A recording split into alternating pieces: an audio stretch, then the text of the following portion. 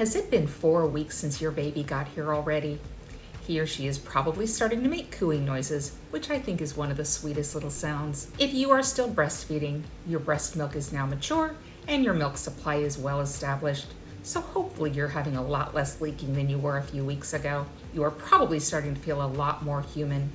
You may still have some discomfort, especially if you had a C-section or a 3rd or a 4th degree laceration, but that pain should definitely be more tolerable. Has your bleeding gone away yet?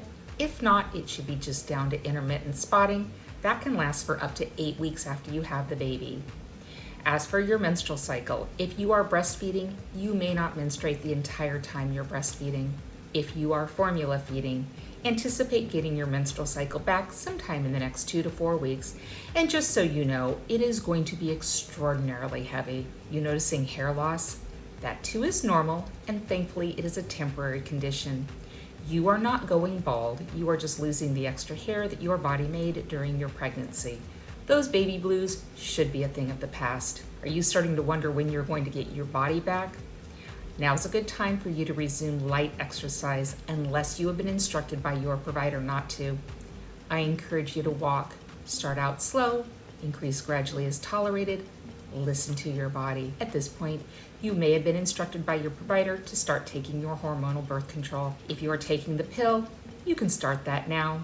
If you are thinking about Nexplanon, now's a good time to have that placed. That being said, please do not resume intercourse until you have had your postpartum visit and been cleared by your provider. So when should you be concerned?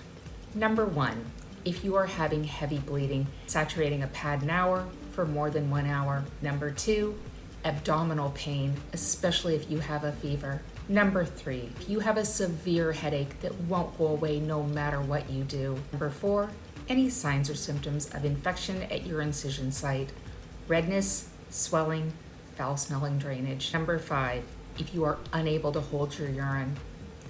Number 6, if you are going to the restroom more frequently or you are having pain when you urinate. Number 7, if you are having pain in just one leg and that leg is red, swollen, and warm to the touch. Number 8, if you are having chest pain or shortness of breath.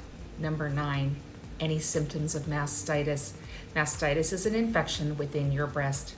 You know you have mastitis if your breast is red, hot to the touch, extraordinarily painful, you have a fever, and you don't feel well. Number 10, if you are having worsening symptoms of depression, you can't stop crying, you can't stop worrying, you can't sleep, you don't want to take care of yourself or your baby, you wish the world would go away, you have thoughts of harming yourself or your child.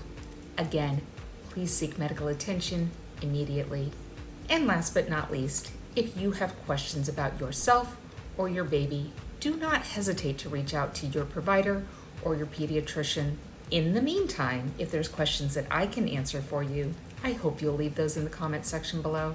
And while you're in the comment section, if you want to just hit that like button, that won't hurt my feelings either. You're still here. Thanks so much for sticking around through the entire video.